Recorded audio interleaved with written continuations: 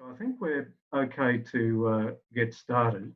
Um, it's my pleasure as the college's New South Wales chapter seminar coordinator to introduce our two speakers today. And you can see them on the slide. They're Tim Roberts and Jerome Carslake. I've known Jerome for many years, but Tim for many weeks. The title of their presentation is Strategies for Delivering Safer Fleets. But before they start, I'd like to briefly introduce them, very briefly, in the essence of time. Their full biographies are contained in the flyer we sent out promoting the seminar. So my introductions will be very brief. Jerome Carslake's a professional leader of the National Road Safety Partnership Program. He has extensive knowledge in workplace road safety management program delivery and the collaborative development of solutions for a wide range of fleet safety issues. Tim Roberts is currently Principal Consultant with Fleet Strategy, which is an independent fleet consultancy and has over 25 years of experience in the fleet management industry in operational, senior management and governance positions.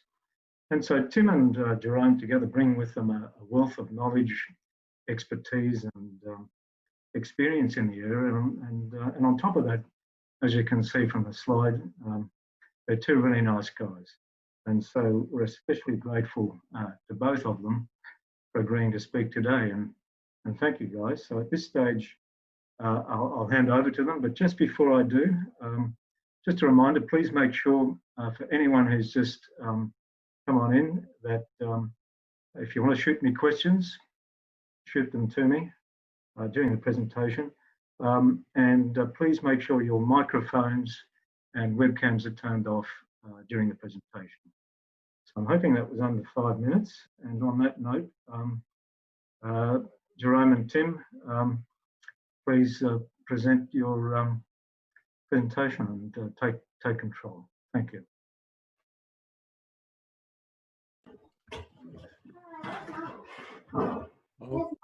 Good morning, good afternoon. Sorry, my children just came home, so as always, it's always a nice experience. Hi, Jerome, how are you? I'm going well, mate. Yourself? Good, good. No, right. This is a tag team from us, so I think it's your way, isn't it? Yep, I'm ready to go. I'm just about sharing my screen now. Here we go. All right. So, yeah, thank you very much. I wanted to also say that Mike Regan's also a fantastic guy as well, and I've known him for quite a while. So thank you for the kind introduction, Mike. It's been fantastic. And as I also know Tim really well, we deliver the utilities forum and a lot of other elements together in regards to this space. So we've known each other since the inception when the National Road Safety Partnership Program was just a mere idea. It's evolved from that point. So it's always awesome to be presenting with Tim. So thanks for coming along, Tim. My pleasure, Jerome. So we approach this very much in a conversational sort of style, as Mike outlined, looking around 45 minutes and 15 minutes, 10 minutes for questions at the end. Throw them on in. We love making it as interactive as possible. And if we see a few chats come up, we might try and grow them as we're going along. We're hoping to get through it all, but there is an enormous amount we're going to hopefully cover, and we hope you really enjoy today's presentation. So, as mentioned, this is me and Tim. Thanks, Jerome. Yeah, just a little bit of context again. Firstly, to Mike, David, Prasanna, to our audience out there, thank you very much for the opportunity to speak today, and particularly also to Jerome for the privilege of being able to co-present.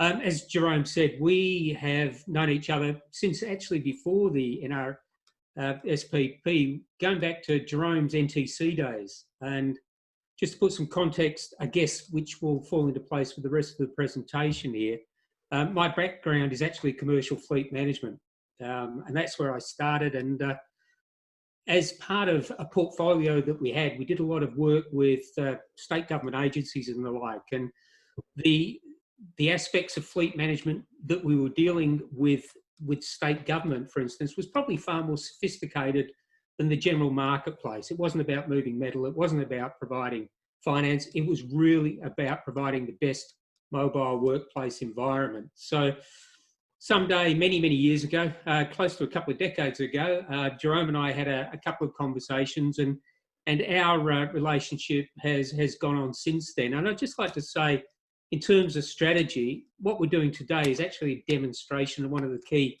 fleet management strategies, and that's challenging the need to drive. Who'd have thought it?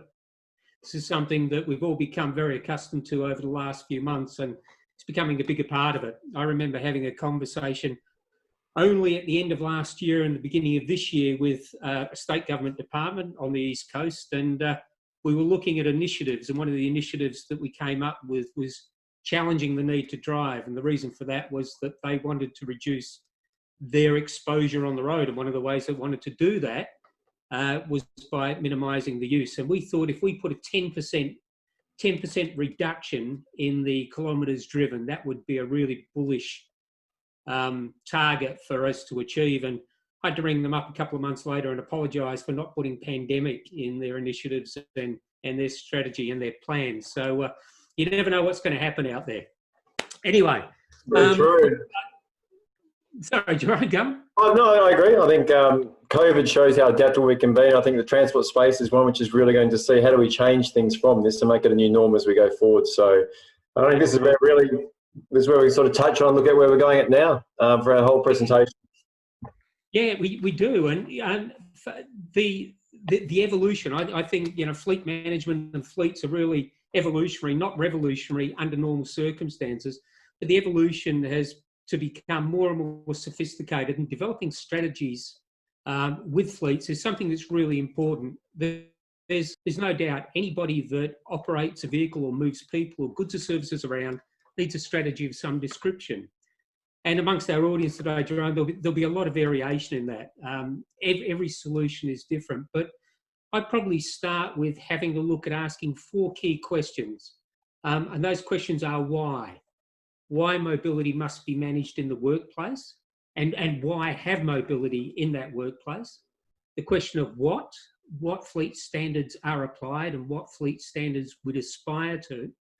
The how as an organisation we would deliver those services or those products or those goods or that mobility, and with what tools and resources are we actually going to do that. And the beginning for me for any strategy is to ask those 4 key questions. And in terms of developing a strategy after that, perhaps we would look at engagement and accountability, and then a series of filters that we would apply in the development of that strategy and also our day-to-day operations. So how would you find mobility then, Tim? What's your thoughts around that?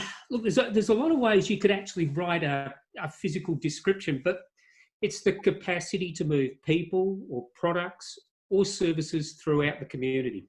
There's no doubt about it. Transport, logistics, mobility influences our lives 24 hours a day, 7 days a week, and there's very, very few exceptions to that.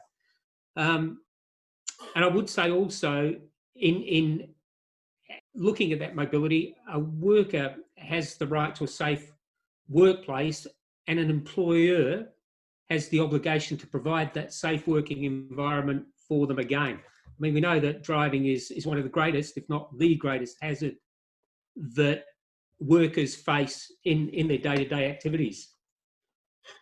I think the stats reflect that. When you think about 2/3 of workplace fatalities involve vehicle, and so an organisation has a duty of care to supply a safe workplace to a worker. How diverse can mobility be, Tim? Yeah, it can be pretty diverse. I mean, today, I guess we're going to focus more on the light fleet aspect. So that's, the passengers, the SUVs and the light commercial vehicles. But in my experience with many fleets, particularly larger or more sophisticated fleets, firstly, there's also an element of diverse and heavy fleet. So, of course, we're talking trucks, we're talking logistics and transport. We could be talking elevated work platforms, cranes, forklifts. That's just the tool of trade side of things. But then there's how do we move people around within the community? Goodness me. I mean, we can talk about grey fleet. Dare I bring that up? The use of private vehicles for work purposes. There's carpooling, there's car share. There's my favourite, which is active transport, hopping on a bike or even walking to and from the job. And then there's public transport as well. So what we see nowadays is that people still refer to fleets and fleet management, but it's really about mobility management, and it's really about managing those packets of services or goods or the individuals as much as it is about the assets as well. I think and it's also evolving, it's changing. There's the double grey fleet as well. You touched on the grey fleet, and for those who don't know, the double grey is when, say, you drive over to and you may have your own organisation's approved the use of a vehicle, which is grey fleet. You drive over to someone else, and the client then asks or requires you to drive their vehicle to somewhere else. So then you take on the risk of, is their vehicle insured, maintained, all those sort of components as well. And it may just be older person loves being driven in their old car down to the doctors every fortnight for, and that's the only time the vehicle gets used. So there's the mobility of it can be so complex. And I think what we're seeing now with COVID-19 is another mobility element is around how reliable and functional is Zoom, MS Teams, Google, all these other components which are coming into play. Yeah, that's right. I've had a look at, I guess, some of the delegate list here today, just from the email, and it's quite diverse again.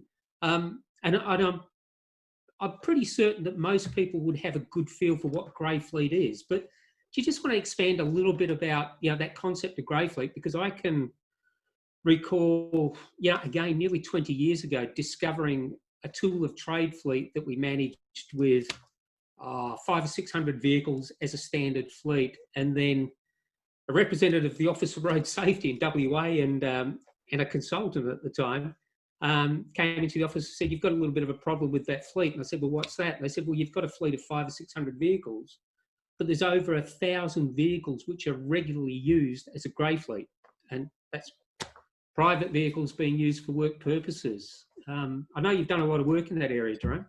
Yeah, well, I think if anyone looks at it, there's the grey fleet guide, which is fantastic. And we'll touch on bits and pieces like that as we move through it all. But and we're going to explore this around the communities, other sort of components, how you really touch on and delve into it. But just as an example, one organisation which I engaged with as part of the NSW, they went from didn't think they had any grey fleet problem, and they contacted me a few weeks later, and they said, "Anything you're part of, we're in." And what they discovered inadvertently was they went from an organisation and they had a whole area of a couple of million kilometres, which they didn't even know existed, that they paid out in grey fleet. So a lot of people may not even recognise it's occurring, and people claim it back on tax as well. But you still have, and this is the interesting thing, you still have a duty of care to that worker, even if they're driving their own vehicle. If they're doing work-related purposes, it makes no difference. And it doesn't matter what the CEO thinks, and we've experienced that firsthand where some CEOs think out of sight, out of mind. And I guess that's really a good sort of point to move on to. And sorry, before I do, if you really want to explore some of the legal elements of it, we have a great document on the website, The Legal Implications, which was done by Flinders University. It touches on the law, everything that sits around it, and there's a whole lot of great hypotheticals.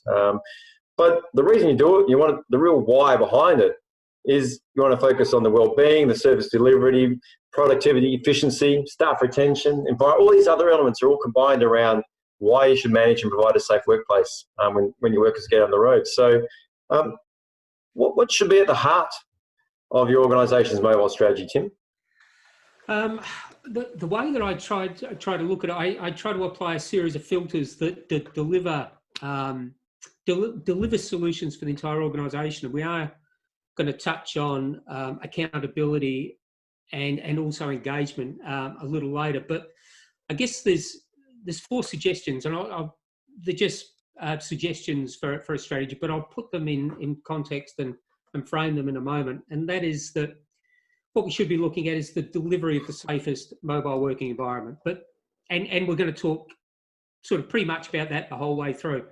That sits as number 1. It's the highest priority, protecting workers, protecting the community out there on the roads or any other private environment where we're using mobile assets.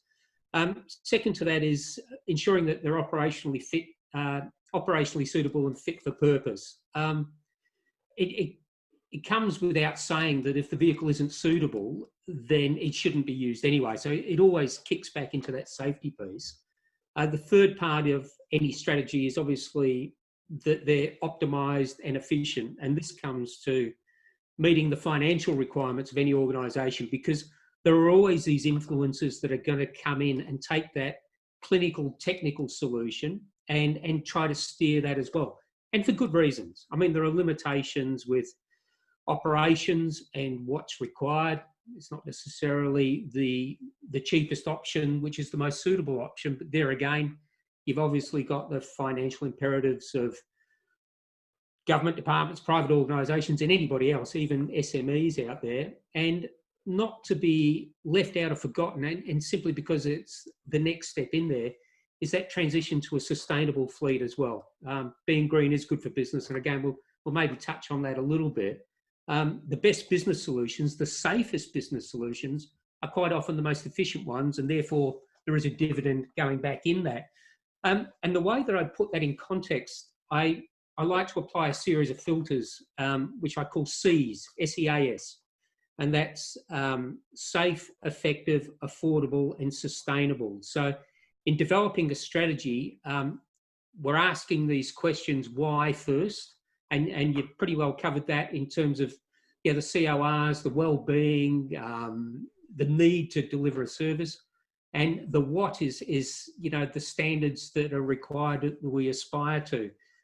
4 key suggestions in that space. But when we also talk about standards, we've got to look at it from end to end. We can select a safe vehicle, and again, we'll talk about things like ANCAP 5-star selection and fit out a little later as well. But we've got to look at how we support that vehicle in the workplace, how it operates, what sort of terms and funding that we're going to have a look at.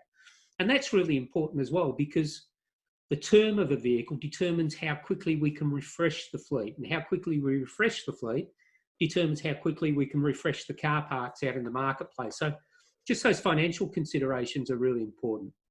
Then there's the ongoing maintenance and monitoring of those vehicles as well. So we've got to have standards for servicing. Do we go with scheduled servicing? Do we go with interim servicing? What happens if we're in a harsh working environment? With first response vehicles, for instance, if they're involved in a lights and sirens call out, do we have standards that we apply for servicing immediately afterwards, checking the brakes and things like that? So there's this whole of life standard we have to apply from the selection of an asset, its operation, and even its disposal, because that will still determine the outcomes at the back. And then in the middle of that, of course, there are all the policies that we apply. So, I mean, Jerome, you've got some good ideas about, policies that should be involved in fleet. So I guess that's where we really begin working on that how. So as we talk about the standards and moving to the how, so how it should be delivered. And I think key thing, and then we begin looking at them, is it's going to be dynamic, it's going to be revisited. And at the heart of it, it's always that point of, do you need to travel should be the first step. Is it essential? Is the solution you have to go out on the road? Can you use an alternative? The other thing that really is interesting at the moment, if you look at this whole COVID environment that's going on, it's actually creating a bit of a risk displacement situation as well, where some people are focusing purely on the COVID risk, and that's sort of slid up to the top. And they forget about what are the other sort of risks that are taking place out in there. As an example, one organisation, they sort of threw to the side the risk of fatigue and other sort of areas. So when I was seeing a workforce out to a job, a 2-hour drive, they'd take 4 vehicles for 4 people, work on the site and then return back in, because they viewed COVID as a higher risk than fatigue, and their strategy got focused on that. So I guess the how is really working out where is your risk, challenging the need to travel, the best solutions as well to be out the road, and sort of prioritising how are you going to do that in a safe and efficient and effective way as well. Yeah. No, I agree with that. When we look at a strategy, for instance, there's a few different elements that would underpin that. I always recommend with organisations that they have a fleet standard, a literal fleet standard, and that's that aspirational document. And the way that I kind of try to develop it is that you have a strategy framework. Beneath that sits the standard. That's what we aspire to. This is what we expect of our vehicle and our operators in those vehicles, I might add as well. But then beneath that, we start to fill that out with a plan, and that plan tells us how we're going to achieve those goals and those ends. So this is a really important part of it, whether it's discrete initiatives, and it might be that our strategy is about reducing our environmental footprint by 10%. What's the easiest way to do that? The easiest way to do that is perhaps to reduce our fuel usage. What's the easiest way to reduce your fuel usage, given that the transition of fleets is evolutionary, not revolutionary, as I was saying, is perhaps to reduce the kilometres travelled, as you said, you know, and I've mentioned before, maybe challenging the need to drive, to look at journey management, route planning and things like that. And at the end of the day, you know, if your fuel bill is 10% less than it was, your emissions are 10% less than it was, your risk exposure for the operators of those vehicles is also substantially lower. And that's given that you're still using vehicles with the same fuel consumption and performance as well. So, yeah, it can have a significant impact on the strategy and the running of the fleet if you've got these discrete initiatives in place. So, I guess the final point is make sure we get the best tools for what we're going to be doing as well. So making sure once you get the right sort of systems, standards in place, we've got the right sort of tools going through, and then making sure, are we looking at the right technology elements? Are we looking forward instead of, because the thing is times will change. If you're putting a technology solution like a telematics or those bits and pieces, risk reduction, driver management systems, whatever you're putting in place, you need to really think about how are you going to future-proof it as well. And if you understand your own sort of internal sort of systems where the risks are lying as well, you can then sort of adapt it. And you may even see certain other vehicles coming along where there might be a technology solution becomes standard. It might just mean delaying a changeover or something for another month or two until that comes on. And there's quite a few examples where organisations are going that. And yeah. Reference you use, Tim, is you want to avoid the Swiss Army knife. Yeah, it is. Yeah, and this is based on experience. I think it's really important, and again, we'll touch on engagement shortly, but I think it's really important to get all the stakeholders in there, but also to manage that process as well. There can be a tendency with fleets, with all the vested interests coming in, to try and develop this all-purpose vehicle, and it can be a bit of a camel, you know, or a Swiss Army knife, where it tries to do too many things rather than being strategic and looking at elements of, you know, this is a tool of trade vehicle for air conditioning, you know, air conditioning refurbishment and repairs or something along those lines. This is one for gas and jointers. This is another for lines people, for utilities and things like that. Just trying to be very, very clear about your specifications and your strategic planning for that fleet as well. Again, there are other examples of multi-use vehicles that we could talk about, and we will do shortly, but to try and be very clear on the specifications and keep those vehicles as, I'd like to say standardised, but that can turn around and bite you as well, standardised as possible, but you've got to make sure that the stakeholders have a say in how they're created as well. You can't please everybody all the time, unfortunately, with fleet, and that's quite often the case. The other side of things, and we're talking about tools and resources, is the telematics piece. And if any element of an operational fleet is going to take a lot of prior preparation, it really is in telematics, because there's some big cultural changes that come with that as well. But there's also some big opportunities if we talk about tools and resources. I'm going to step right out to the balmy edge of science fiction here for a minute, Jerome, if that's okay. One of the big things, and you and I have talked about this, is access to data, and particularly in regional remote locations at the moment. And this is really just a bit of an illustration, but it was only 6 months or so ago, I took a drive around rural Western Australia, actually. It was just a bit of a driving holiday, and outside the towns, yeah, it was quite apparent there was very little data. You know, if you're outside some of those remote towns and mine sites, you had very little data. But if you look at what's on the horizon and what's actually changing now, and if I choose somebody like Elon Musk and Starlink is a plan to brighten the night sky to the woe of astronomers, but to put in place a global network of low latency internet satellites that will be able to provide you with data connectivity wherever you are, whenever you are. So if we're coming